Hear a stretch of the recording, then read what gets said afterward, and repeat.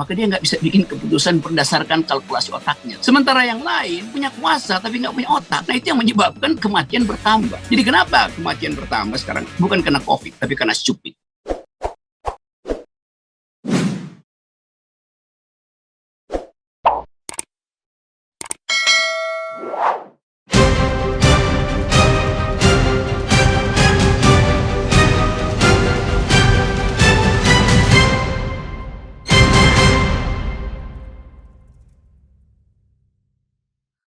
Sangat mungkin kita justru untuk mulai menghitung dalam 2 minggu ke depan persiapan konstitusional apa supaya terjadi perubahan yang tidak mengandung kerusuhan itu, bloodshed nggak ada di dalam kamus perubahan politik. Jadi sekali lagi publik, kalau kita dengan gampang kita bikin survei kecil-kecilan, WA grup di mana-mana itu bicara tentang perubahan kekuasaan, bicara tentang yang disebut PPKM itu, petugas partai kapan mundur atau apa segala macam satir yang dibuat. Nah sekarang orang mau lihat sebetulnya pemerintah dalam keadaan ini mau ngapain.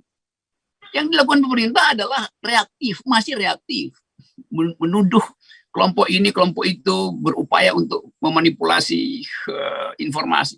Padahal sebetulnya ini datang dari dalam kesadaran publik sendiri yang menganggap bahwa pemerintah tidak lagi diperlukan. Publik tidak memusuhi pemerintah. Tidak ada yang dendam pada pemerintah. Kesimpulan publik adalah pemerintah, termasuk presiden, tidak lagi diperlukan. Jadi tidak lagi diperlukan itu bukan soal konstitusional tidak konstitusional. Memang tidak diperlukan. Karena gagal membuat proyeksi bahwa gelombang kedua itu seharusnya udah diproyeksikan sejak 6 bulan lalu. Kan pemerintah juga sendiri yang bilang, ini bakal ada gelombang kedua. Internasional bilang begitu. Kalau akan ada gelombang kedua, maka ada kedaruratan disiapkan sejak 6 bulan lalu. Supaya oksigen tidak kurang, supaya tenaga kesehatan itu tidak terlantar, supaya kamar tersedia. Sekarang tadi baru dikatakan, oke, kita sedang siapkan kamar. Lo Anda sendiri bilang, pemerintah bilang bahwa gelombang kedua akan terjadi.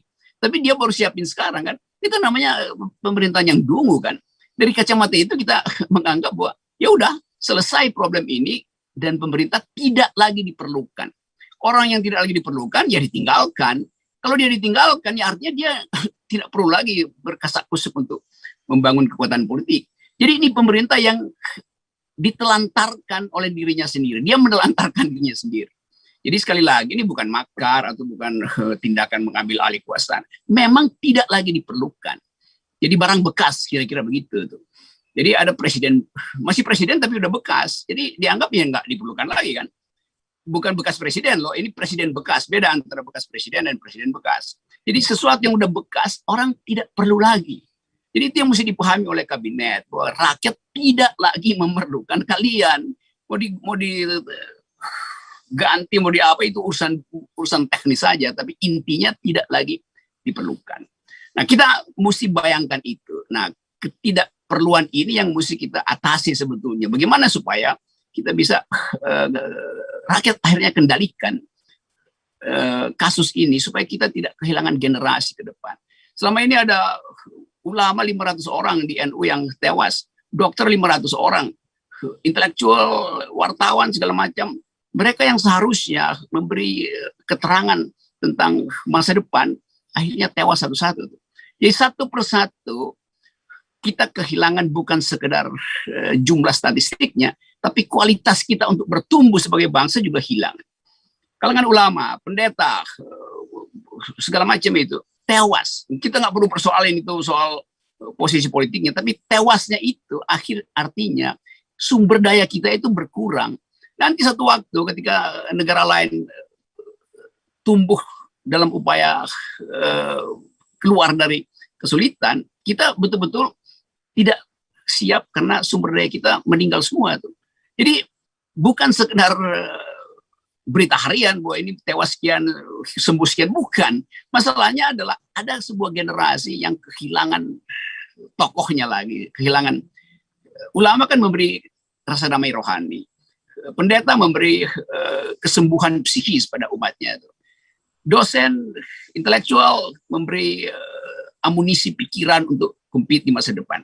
Mereka ini hilang, tewas karena COVID. Bukan, dia tewas karena pemerintah dungu. Dia tewas karena oksigen tidak disediakan oleh pemerintah. Hanya yang bisa sebetulnya dengan gampang diprediksi sejak 6 bulan lalu sebagai konsekuensi dari gelombang kedua. Tewas karena obat-obatan tidak tersedia.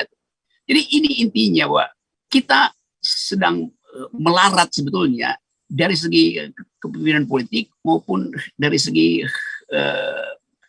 kumpulan moral kita hilang. Etika kita berhenti itu. Karena kita sekedar mencatat si ini meninggal, si ini meninggal. Kita tidak pernah bayangkan bahwa proyeksi ke depan meninggalnya tokoh-tokoh ini itu menunjukkan bahwa kita pasti akan mulai dari nol lagi di dalam soal tabungan sumber daya manusia, tabungan sumber daya intelektual, tabungan sumber daya moral, semua itu yang nggak dihitung oleh pemerintah. Jadi kalau kita ucapkan itu hari ini, itu artinya kita hanya ingin mengatakan bahwa keadaan semacam ini tidak mungkin dihentikan lagi oleh semacam basa-basi, sebar buzzer atau ada seorang tokoh datang dan beri keyakinan bahwa kita mengendalikan segala macam. Ini soalnya. Dari segi kepemimpinan sebetulnya udah kacau kan, karena politisi memegang kendali penanganan COVID. Pak Erlangga adalah politisi, Pak Luhut adalah politisi. Kita bukan meragukan kapasitasnya, tapi di belakang itu pasti ada variabel politik yang berkolaborasi dengan kepentingan bisnis segala macam. Kan seharusnya Menteri Kesehatan yang memimpin itu, walaupun dia adalah proksi dari kekuasaan, tapi minimal dia tidak terkait dengan kepentingan politik yang langsung, yang direct, karena dia ilmuwan itu. Jadi ini Menteri Kesehatan, dia punya otak, tapi dia nggak punya kuasa, maka dia nggak bisa bikin keputusan berdasarkan kalkulasi otaknya tuh. Sementara yang lain punya kuasa tapi nggak punya otak. Nah itu yang menyebabkan kematian bertambah. Jadi kenapa kematian bertambah sekarang? Bukan karena COVID, tapi karena stupid. Selalu saya terangkan itu. Itu pengantarnya tuh. Refli Harun.